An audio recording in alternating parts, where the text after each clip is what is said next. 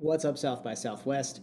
My name is Matt Leach, and I am a lecturer at James Madison University here in beautiful Harrisonburg, Virginia, where I am also a co-founding muralist and creative director with Earth Surprise, a low-barrier public arts organization focused on community-driven and community collaborative murals.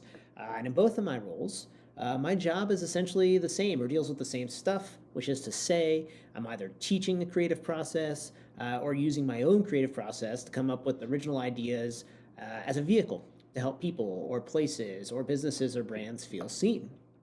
It's a really wonderful job where I get to experience tons of different unique and interesting ways of ideation and inventive ideas.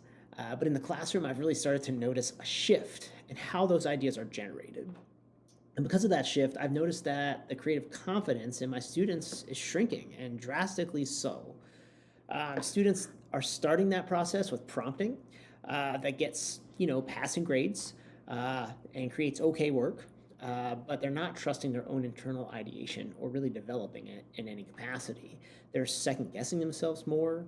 They're taking fewer risks and settling on that chatbot suggestion before they've even explored their own answers or ideas. We're really missing opportunities to develop creative instincts and nurture and protect them from a young age all the way through higher ed. And when we take away these tools at the collegiate level, I'm really noticing the majority of my students start to struggle. So I spend a lot of time wondering what happens when ideation becomes so easy, but original thinking becomes harder? And how do we rebuild and protect that creative confidence in our students? And I've had a lot of success fighting this creative monotony back in my mural collaborations. At Earth Surprise, we often make murals in partnership with K through 12 students, and we intentionally leave out screens.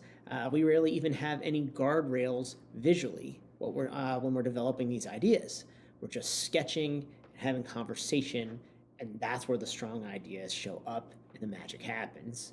So I began building these screen-free mural workshops where students make first, we think visually first, and trust their ideas before technology even enters the process. And the shift was immediate. More risk, more ownership, more confidence.